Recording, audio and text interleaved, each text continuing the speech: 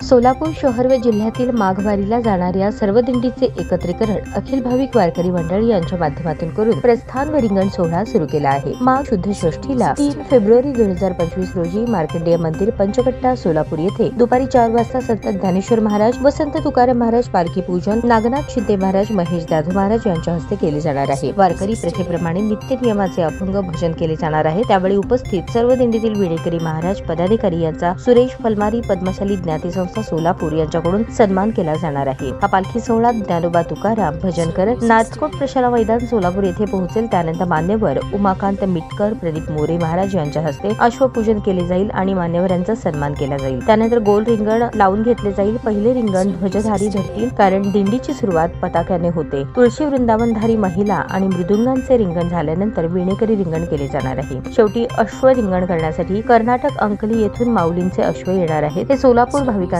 परम भाग्य आहे। हा सोहळा श्री महादेव मंदिर साठेचाळ सोलापूर येथे पोहोचेल। नंतर आनंद चंदन शिवाय विजय चोरमुले यांच्या हस्ते आरती करून समारोप केला जाणार आहे। यामध्ये शहरातील 38 आणि परिसरातील 25 दिंड्या सहभागी होतील। सोहळा पाहण्यासाठी शहरातील आणि परिसरातील हजारो महिला पुरुष भाविक उपस्थित राहतील। तसेच सुधाकर इंगळे महाराज राष्ट्रीय अध्यक्ष यांच्या मार्गदर्शनाने हा संपन्न होत असून कार्यक्रमासाठी ज्योतिराम चांगभले प्रदेशाध्यक्ष, राष्ट्रीय सचिव बळीराम जांभळे, प्रदेश उपाध्यक्ष किसन कापसे, प्रदेश सचिव मोहन शेळके, जिल्हा अध्यक्ष बंडोपंत कुलकर्णी, शहराध्यक्ष संजय पवार आणि सर्व पदाधिकारी परिश्रम घेत आहेत। माघवारीतील दुसरे रिंगण 5 फेब्रुवारी रोजी सकाळी 9:30 वाजता पाटकर वस्ती कुरुल तालुका मोहोळ येथे होणार आहे। तिसरे गोल रिंगण महात्मा गांधी विद्यालय पेनूर येथे होणार असून चौथे गोल रिंगण श्री दत्त विद्यालय सुस्ते तालुका पंढरपूर येथे होणार आहे। 7 फेब्रुवारी रोजी सकाळी 9:30 वाजता जलाराम मठ समोर पंढरपूर येथे उभे रिंगण होणार आहे।